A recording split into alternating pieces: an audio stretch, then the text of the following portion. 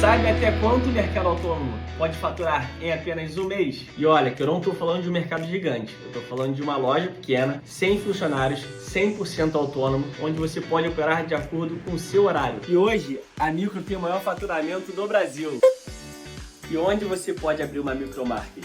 Você pode abrir em condomínios residenciais, empresas, hotéis, shopping, metrô, muito mais. E tem franqueado nosso faturando até R$100 mil.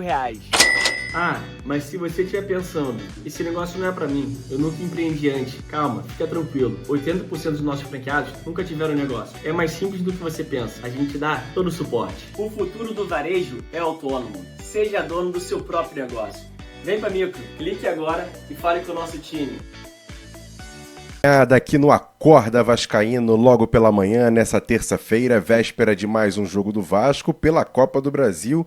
E a gente vai falar muito sobre isso hoje no Bom Dia Gigante, no Tabela do AV, no AV News. Amanhã vai ter Bom Dia Gigante também, quase um esquenta do AV, porque é dia de jogo. Tem o nosso pré-jogo, nosso jogo, nossa transmissão e, claro, nosso pós-jogo. Tudo para falar sobre essa partida contra o Botafogo, sobre essa situação, por exemplo, do Vasco no mercado da bola.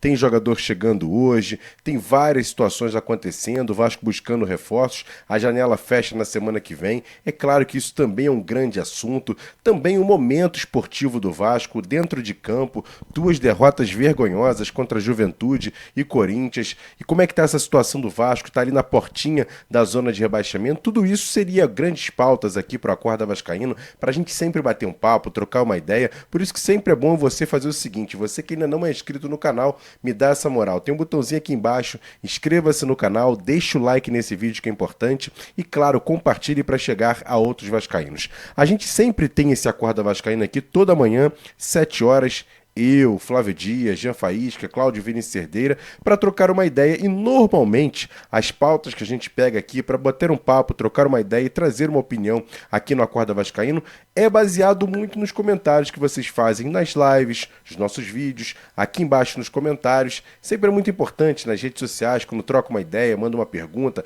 bate um papo, e sempre é muito importante. E olha, nessa terça-feira, tudo bem que é véspera de mais um jogo do Vasco. Ontem tivemos uma live tradicional bem legal, debatendo essa situação do Vasco com o Fernando Diniz no comando técnico do time, a diretoria correndo atrás de reforços, demorando para contratar, o Vasco ainda com um elenco muito desequilibrado. Enfim, tem muitos assuntos para serem debatidos. Mas eu quero trazer, talvez seja um papo cabeça, sabe? Um papo de gente como a gente, sabe? Gente que vive o dia a dia comum de um cidadão normal, de Rio de Janeiro, do estado do Rio de Janeiro, ou brasileiro como um todo, né? Porque a gente sabe que tem particularidades de cada região, de cada estado, mas a gente sabe que uma pessoa que normalmente tem o seu trabalho, tem a sua família, tem mais ou menos ali uma mesma linha de conduta, as mesmas dificuldades, as mesmas alegrias, as mesmas perspectivas, um mais, outros menos, mas sempre é bom a gente trazer aqui um papo cabeça. Nesse papo cabeça vai ser, no final eu vou falar muito sobre o Vasco, mas eu quero fazer uma introdução aqui para bater um papo com vocês, porque eu tenho certeza que muita gente que está aqui do outro lado se acha um vencedor na vida. E olha, eu bato palma para todo mundo que se acha um vencedor, independente de qual foi a conquista. Por exemplo, eu nasci na Pavuna, zona norte do Rio de Janeiro, quase Baixada Fluminense. Na verdade, nasci em São João, numa maternidade em São João, mas passei minha vida inteira na Pavuna, bem pertinho ali de São João de Meriti. Mas sou nascido e criado na Pavuna, um subúrbio carioca, onde as oportunidades não eram tantas assim, a gente não tinha grandes expectativas. Meu pai trabalhava na antiga Telerge, quem não lembra da antiga Telerge, que era a companhia de telefonia aqui do estado do Rio de Janeiro, e meu pai era um peão, vamos dizer assim, como é chamado na moda do trabalho, né? Um cara que trabalhava ali por seu saláriozinho no final do mês, tinha uma barraquinha de feira, vendia limão em Irajá todo domingo para ter uma rendinha extra, enfim, fazia trabalhos também ali próximo onde a gente morava, quando alguém precisava de alguma coisa. Meu pai era o faz-tudo lá da rua, enfim, sempre ajudava todo mundo, gostava muito de jogar no bicho, né? Quem sabe do subúrbio carioca, aquela rapaziada que gosta de fazer aquela fezinha no bicho, não recomendo, mas eu também não coloco ninguém aqui não. Meu pai fazia, eu não gosto de coisas de aposta, mas ele fazia sem problema, não tirava o dinheiro de casa. Era o dinheirinho que ele ganhava mais extra para poder fazer essas apostas. Mas mesmo assim, meu pai tinha uma vida razoavelmente, não é boa, mas uma razoável de subúrbio carioca. Conseguiu, com trancos e barrancos, ter uma casinha própria, não pagava aluguel, não pagava nossas escolas, porque eu e minhas irmãs, a gente pôde estudar num bom colégio público ali na Pavuna, depois para o segundo grau, assim, minhas irmãs foram para um colégio particular, eu consegui fazer uma prova, consegui passar para o Ferreira Viana na Tijuca, com escola técnica, também não paguei segundo grau, enfim. Mas era todas aquelas dificuldades, sem perspectivas, mas mesmo assim, desde pequeno, eu gostava muito de ouvir rádio. Eu dormia escutando rádio, eu acordava escutando rádio, minha mãe e meu pai também, e era aquele som que eu falava assim, cara, um dia eu quero estar ali dentro, um dia eu quero trabalhar ali dentro. Não sabia como, mas consegui, aos trancos e barrancos, fazer a faculdade, vencer e conseguir a minha profissão, que hoje é jornalista, e conseguir trabalhar em bons lugares, em lugares legais. Não sou um cara que sou o melhor jornalista do mundo, muito pelo contrário, mas tenho as minhas qualidades e com certeza consegui alcançar situações que para mim são vencedoras. Consegui chegar nos lugares onde eu queria, por um exemplo, trabalhar na equipe esportiva da Rádio Globo. Consegui, trabalhei 5 anos lá. Hoje a gente faz esse trabalho aqui no canal Atenção Vascaínos com o maior prazer e satisfação, além dos meus trabalhos também de assessoria, que eu tenho também, mas enfim, eu queria colocar isso porque é o seguinte, mesmo com todas essas dificuldades, mesmo me achando um vencedor, eu tinha um amigo lá na rua que tinha uma situação um pouco melhor, o pai dele era um empresário, uma pequena empresa ali mesmo na nossa região, fazia bons trabalhos honestos e dignos, mas tinha uma boa grana, uma boa rentabilidade, que pôde possibilitar esse meu amigo da minha rua, que era meu vizinho ali, poder estudar no melhor colégio particular da minha região, pôde fazer também um estudo fora do Brasil, pôde estudar inglês, pôde estudar outras línguas. Hoje, por exemplo, mora na Europa, trabalhando lá na Europa como executivo, ganha muito bem, parabéns, eu tenho um orgulho danado desse meu amigo, porque foi um cara também do bem, sempre estava junto com a gente ali nas brincadeiras, nas saídas, tudo ali, mas mesmo assim ele tinha uma situação melhor do que a minha. E conseguiu alcançar situações muito grandes. Por que eu quero falar sobre isso? Por que eu estou fazendo esse papo cabeça nesse início de Se Acorda Vascaíno? Porque eu quero trazer o seguinte: aproveitaram um momento bom, principalmente no país, de fazer uma recuperação de um clube como foi feita no nosso maior rival. E aí eu vejo muito torcedor do Vasco tentando igualar o que está sendo feito hoje no Vasco com o que aconteceu em 2012, 2013 no nosso rival. E olha, torcedor, eu vou te falar com toda sinceridade, eu nem sou tão especialista assim em matemática, em finanças, em situações que você pode trabalhar para poder chegar lá na frente e ter uma rentabilidade boa. Eu só acho que hoje fica muito difícil você tentar fazer o mesmo trabalho que foi feito lá em 2013 no nosso rival e equiparar com o que está acontecendo hoje no Vasco. Até porque, como eu digo, bato sempre na tecla, quem estudou alguma coisa aqui em relação à estatística, tem aqueles gráficos, né, onde uma linha para cima, outra linha reta, outra linha para baixo, até na questão, todo mundo sabe como é que é um gráfico, né, aquelas linhas paralelas assim, e tem aquela questão de subir, de descer em relação aos números, né. Então, por exemplo, hoje o nosso maior rival tem uma linha de subida muito lá em cima, e o Vasco está muito aqui embaixo. E todo mundo diz que quando você faz uma comparação entre duas linhas e quando ela está se abrindo, chamam de boca do jacaré. Essa é a expressão utilizada. E quando essa boca do jacaré chega num certo nível, ela nunca mais consegue chegar a igualar. Só se o outro lá em cima cair muito, o que hoje é muito difícil acreditar que o nosso rival vai cair muito financeiramente falando, porque já alcançou níveis estruturais muito grandes. Só se a política interna lá atrapalhar muito o trabalho e tem que fazer um trabalho muito ruim para poder cair do jeito que está caindo. Porque hoje eles têm uma máquina muito grande na mão, claro, tiveram ajudas externas inacreditáveis. A gente não vai discutir muito isso aqui não. Mas hoje o Vasco, para tentar chegar próximo disso, tem que fazer igual fez o Botafogo. Independente de quem foi o gestor do Botafogo, também não estou discutindo isso. O que faz o Botafogo? Para interromper essa boca do jacaré que estava se abrindo.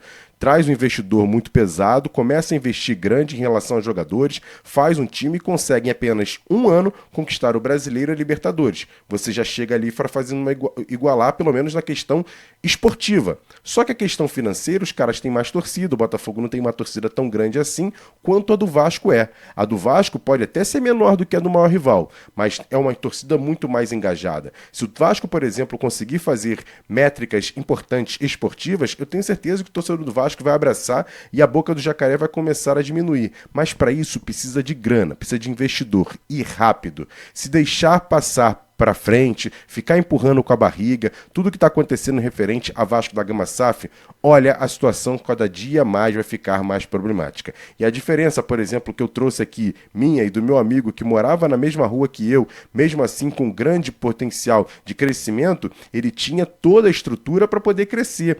Eu, naquela época, não tinha tanta estrutura assim, mas pelos meus ganhos e também minha força de vontade, consegui chegar ao patamar que eu poderia. Não sei se eu cheguei no limite, poderia chegar um pouco mais, um pouco menos, mas não vou discutir isso. Só que meu amigo tinha uma projeção muito grande e ele consegue chegar hoje nessa projeção muito grande. Agora, se a gente fizer um paralelo entre Vasco e o maior rival, a gente viu o que aconteceu ontem à noite lá no Maracanã. O time rapidamente já conseguiu uma vitória tranquila sobre a Vitória da Bahia, que o Vasco levou uma vitória jogando fora de casa, vencendo por 1-0 com um jogador a mais. Então, esportivamente falando, a gente já está muito atrás. Financeiramente, então, a situação está cada dia pior e eu tenho medo, receio e até, de certa maneira, quase uma incredibilidade que o Vasco um dia vai conseguir chegar pelo menos próximo a essa boca do jacaré, fechar um pouco mais. Acho difícil, mas para isso, para tentar fazer alguma coisa nesse sentido, o Vasco precisa urgentemente de um novo investidor. Eu não sei como fazer, eu não sei juridicamente sobre isso, não estou aqui nem questionando se a diretoria está fazendo ou não isso, mas olha, precisa acelerar essa situação. Precisa tentar chegar, ir ao próximo, ao quem está hoje, quem tem ainda algumas ações referentes a Vasco da Gama SAF, tentar conversar, tentar trazer já um novo investidor, para tentar conversar sobre isso, sobre a questão das dívidas, tentar diminuir, porque mesmo o Vasco hoje, vamos pensar assim, no pior dos mundos, o Vasco com uma dívida que foi anunciada de 1,4 bilhão, o potencial do Vasco, 1,4 bilhão, gente, desculpa, não é muita coisa. Porque se você fizer um trabalho razoavelmente bom e com investimento, você consegue, por exemplo, uma pessoa que você está devendo 50 mil, tentar negociar para trazer para 10, 15, 20. Olha, eu não tenho 50, eu tenho 20 para te dar aqui. A pessoa vai e aceita. Você reduz essa dívida trabalhista, essas outras dívidas, como, por exemplo, com fornecedores. Olha, eu não tenho 100, tenho 50. Aceita, vamos embora, paga aqui e acabou. A gente sabe que isso acontece sempre numa negociação. Então o Vasco, para isso, tem que ter dinheiro na mão. E dinheiro na mão apenas com investimento. Se o Vasco ficar apenas com venda de jogadores, bilheteria, pagamento de TV, premiação, a gente sabe que a premiação vai ser muito difícil, porque uma premiação grande você tem que conquistar. E o Vasco, com a situação financeira que tem hoje, vai ser difícil conquistar títulos. Tudo bem, está na Copa do Brasil, está nas quartas de final, é uma Copa, pode tudo acontecer. Imagina o Vasco eliminar o Botafogo, chega mais semifinais, por que não pensar no título? Mas a gente sabe que hoje a situação, realidade é muito diferente. Então, para isso, o Vasco precisa também de investimento.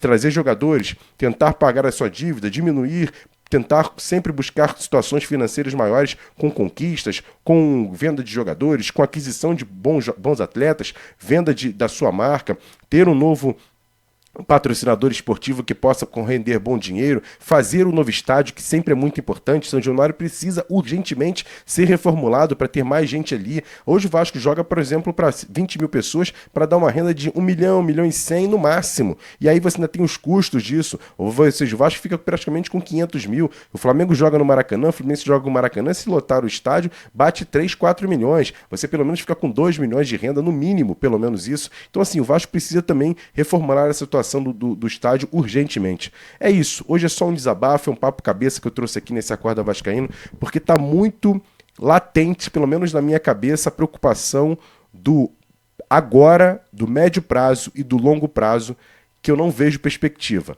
Mesmo que o trabalho sendo feito de uma maneira correta do que está sendo feito, se está sendo feito bem ou ruim, eu não vou nem discutir isso. Mas mesmo com o trabalho sendo feito corretamente por uma administração associativa hoje, que toma conta da Vasco da Gama SAF, sim, investidor, eu não vejo, pelo menos na minha análise, na minha vertente, na minha visão, que o Vasco vai ter condições de daqui a 3, 4, 5 anos consiga buscar títulos. E se daqui a 3, 4 anos o torcedor já está praticamente largando esse ano, imagina nos próximos anos. Imagina um eventual novo rebaixamento.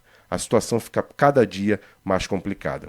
Quero agradecer demais você que acordou comigo aqui, batendo papo, trocando uma ideia, nesse Acorda Vascaíno, nesse papo cabeça, trocando uma ideia, batendo papo, e eu quero saber a sua opinião. Discorda de mim? Sem problema nenhum, comenta aqui embaixo, sempre é muito importante. Você que conhece essa situação financeira, de perspectivas comerciais, negociais, até mesmo administrativas, e minha análise está completamente errada, Comenta aqui, eu vou bater um papo com você, sempre é muito importante. Se inscreva no canal, deixa o like nesse vídeo e compartilhe para chegar a outros vascaínos. Tamo junto, grande abraço, até daqui a pouco, 10 horas, no Bom Dia Gigante, ao vivo e com muitas informações. Tamo junto!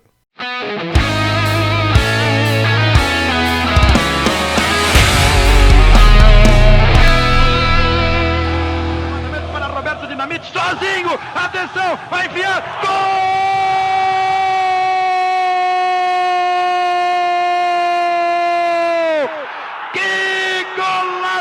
Maravilhoso do moço que mora em Caxias!